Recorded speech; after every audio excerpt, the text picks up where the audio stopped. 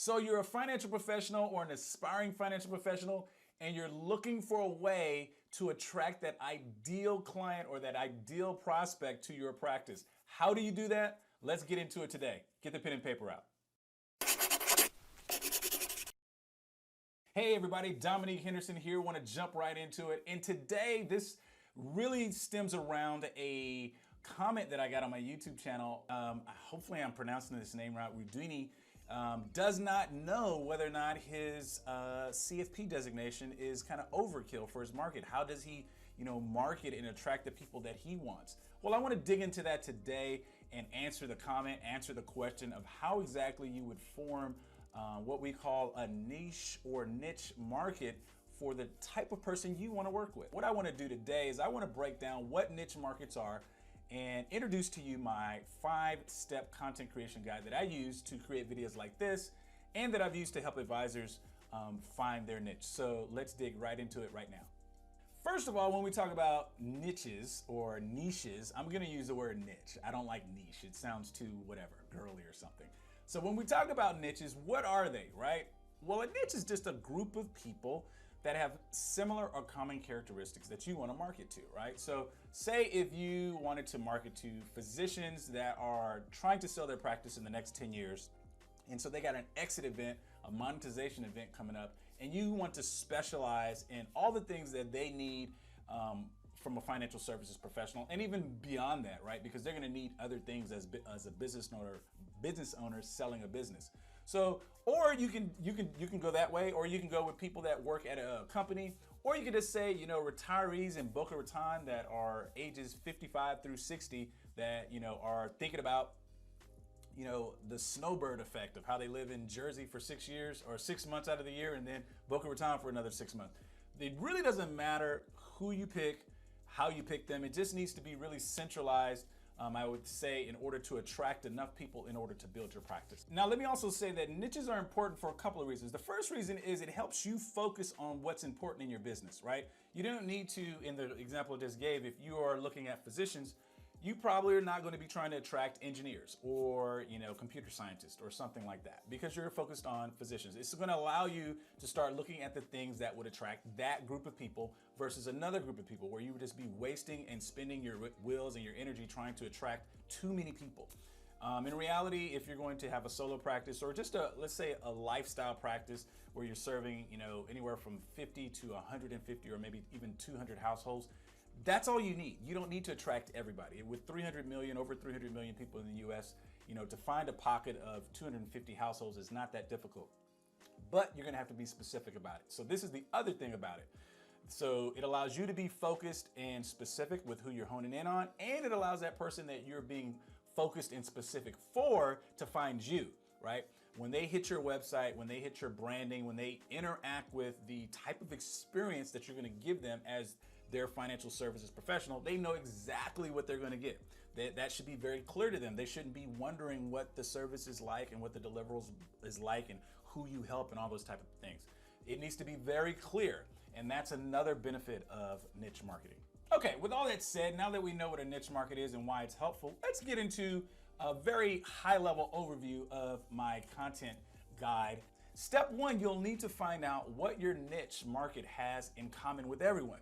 And there's a book that I recommend by Drew Eric Whitman called Cashvertising that talks about the 8 biologically programmed needs or human wants, however you want to look at them, these desires that everybody has that basically centers around safety, significance, and relationship, right? So you're going to want to make sure that the message that you craft, the journey, the prospect's journey that you're taking them on, or the experience you're trying to give them is centering on those needs. Okay, so now you have the first pillar, which is finding out what they have in common with everybody. The next thing you need to do is find out what they have unique from everyone. And it seems a little weird, but you want to start with what they have in common with everybody so you're not off the map. And then you want to drill in or zoom in on what they have as unique. And this is where I call it building your own client avatar. What does this person look like?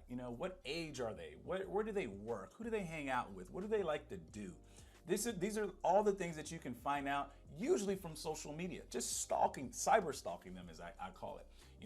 Do they have a Facebook profile? Do they have an Instagram profile? What is on those profiles? And what are some of the activities they're engaged in? Are they in any groups? These are things that you want to find out about your person or persons that are in your niche so that you can ask more intelligent questions when you engage with them so that they can understand how you may be able to benefit them by them working with you. Now you're gonna have to do in step 3, pick a problem.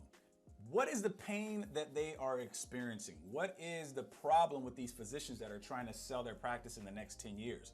You know, is it transitioning their clients to another person that's buying the practice? Is it the staff that's going to be out of a job possibly, or downsizing, or whatever that is? You know, what are some of the problems they're having? You need to pick out this problem and you need to have it very focused in. Like, it needs to be a real problem that they're having, a real problem that they're facing that only you can solve. And when they see your brand or interact with you, they realize that you are the person that they need to be talking to because of this very important problem they have. Now, the messaging around the problem may be a little different depending on who you're targeting, because again, these are individuals, so they're gonna hear it a little different, but you need to craft a couple of different messages all centered around this particular problem. So let's just say that the physician that's trying to sell his practice in the next 10 years is gonna have a tax problem because he's monetizing this big, huge asset and he's gonna have to pay taxes. So how do you come in and solve that is the next step. The next thing you're going to do is brainstorm 10 to 20 mistakes that your potential prospect or ideal client avatar is making. And you want to relate those back to the biological program needs, right? You know, when we're talking about, you know, relationship or significance or safety, right? So let me give you an example. Let's say Mary, 35, no kids, is in corporate America and finds herself competing with her male counterparts all the time. And it's giving her the propensity to be overconfident, lead to an overconfidence bias when it comes to an investment strategy, right? So in order to keep up, you know, she's always doing these things that, you know, seems to be like the right thing to do in the eyes of competing with their male counterparts, right? So that, you know, need for social significance in that arena allows her in her investment strategy to do things that don't make sense.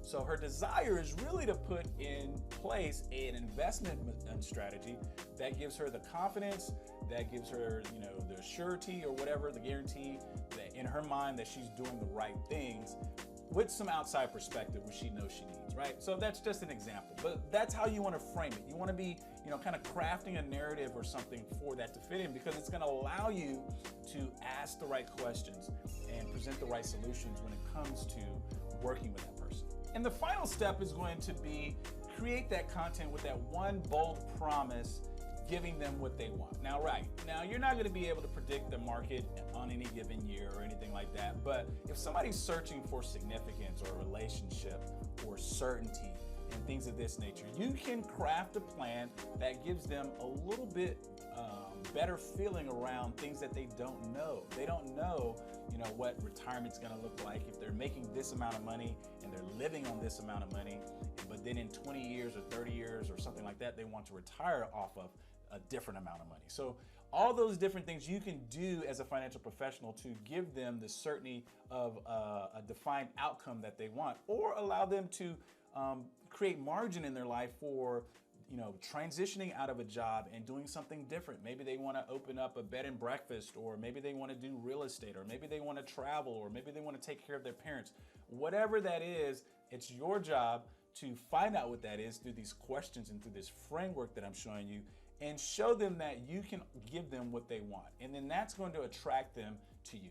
Now, you're going to want to try different types of mediums depending on what your expertise is and the different ways that your niche consumes different material and content, right? So there are all different types of ways to do this. I mean, audio, visual, you can do, you know, written blogs. There's all types of ways to do this, and you can do it in different formats. You can do it, you know, some with an entertainment factor, some more informational. You can use client stories. You can use, you know, personal stories. There's all different ways to attack this. Just be creative with it and have fun. Wow, now I know I've covered a lot when it comes to niche marketing, and I didn't get into each and every point, but those will come Just give me time over the next few weeks or few months. I will be revealing a lot more in my content guide if you want to know more about that. Now, let me ask you this. What do you think about niche marketing? Is this something that you would dive into? Have you already tried it? Leave that down in the comments. I would love to know what's going on with you. Take care, and we'll talk to you next time. Bye-bye.